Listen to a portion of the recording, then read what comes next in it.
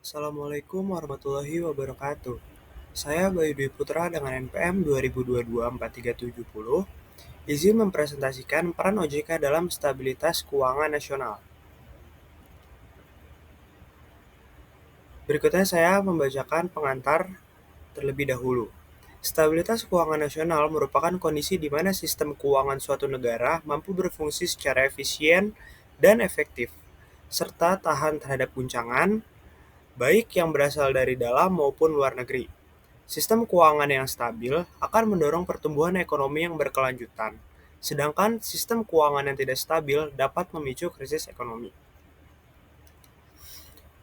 Baik, selanjutnya ada pengertian OJK. Otoritas Jasa Keuangan atau OJK adalah lembaga negara yang dibentuk berdasarkan Undang-Undang Nomor 21 Tahun 2011 dengan tujuan agar seluruh kegiatan di sektor jasa keuangan terselenggara secara teratur, adil, transparan, dan akuntabel. OJK berdiri secara independen dan bebas dari campur tangan pihak lain baik pemerintah maupun swasta. Selanjutnya, ada tujuan pembentukan OJK. Yang pertama, ada menyelenggarakan kegiatan sektor jasa keuangan secara teratur dan berkesinambungan. Yang kedua, melindungi kepentingan konsumen dan masyarakat. Yang ketiga, mendukung pertumbuhan ekonomi nasional yang berkelanjutan. Dan yang terakhir, mewujudkan stabilitas sistem keuangan yang berdaya tahan terhadap krisis. Selanjutnya ada peran OJK menjaga stabilitas keuangan nasional sebagai regulator. OJK berperan menyusun dan menetapkan peraturan yang berkaitan dengan kegiatan jasa keuangan. Regulasi ini bertujuan menjaga kesehatan lembaga keuangan dan mencegah praktik yang dapat menimbulkan resiko sistemik. Contohnya, yang pertama itu ada peraturan tentang kecukupan modal bank, dan yang kedua, ketentuan tentang manajemen risiko dan tata kelola perusahaan. Selanjutnya ada peran OJK dalam menjaga stabilitas keuangan sebagai pengawas. OJK melakukan pengawasan terhadap lembaga keuangan agar beroperasi sesuai dengan prinsip kehati-hatian atau prudential principle. Contohnya itu ada bentuk pengawasan meliputi satu, pengawasan off-site atau melalui laporan keuangan, data, dan analisis. Yang kedua, ada pengawasan on-site atau kunjungan langsung ke lembaga keuangan. Selanjutnya, peran OJK dalam menjaga stabilitas keuangan nasional sebagai pelindung konsumen dan masyarakat. OJK memiliki fungsi perlindungan konsumen dari praktik yang merugikan, seperti penipuan investasi ilegal, penyalahgunaan data, atau praktik tidak transparan. OJK juga memiliki layanan pengaduan seperti layanan konsumen OJK atau LJK dan Satuan Tugas Waspada Investasi atau SWI.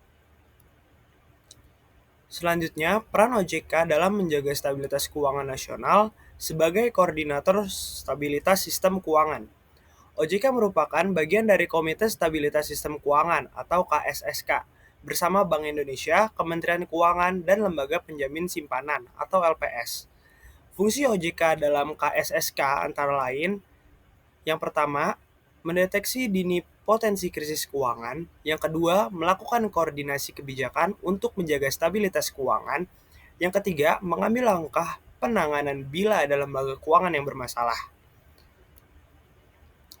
Selanjutnya, peran OJK dalam menjaga stabilitas keuangan nasional sebagai pendorong inklusi dan literasi keuangan. OJK juga berperan dalam meningkatkan pemahaman masyarakat terhadap produk keuangan melalui program. Yang pertama, Strategi Nasional Literasi Keuangan Indonesia atau SNLKI. Yang kedua, edukasi keuangan ke berbagai lapisan masyarakat. Dan yang ketiga, kampanye inklusi keuangan nasional. Lalu, program ini bertujuan agar masyarakat mampu menggunakan produk keuangan dengan bijak dan memperkuat stabilitas sistem keuangan dari sisi permintaan atau demand side. Selanjutnya, ada contoh peran nyata OJK dalam menjaga stabilitas. Yang pertama itu ada penanganan krisis akibat pandemi COVID-19. Selanjutnya, ada OJK mengeluarkan kebijakan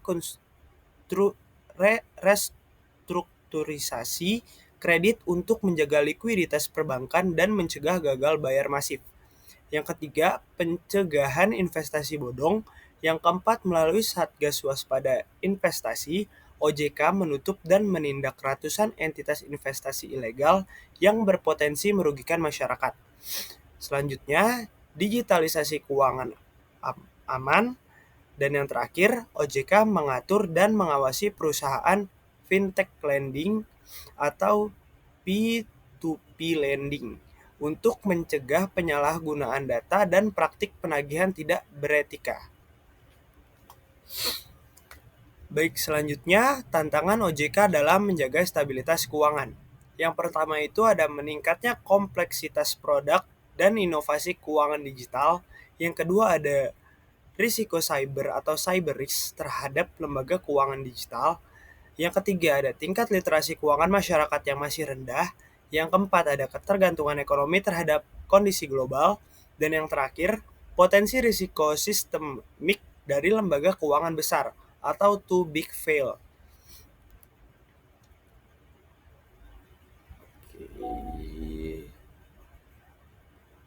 Baik, dan yang terakhir itu ada kesimpulan, OJK memiliki peran strategis dalam menjaga stabilitas keuangan nasional melalui pengaturan, pengawasan, perlindungan konsumen, serta koordinasi dengan lembaga keuangan lainnya.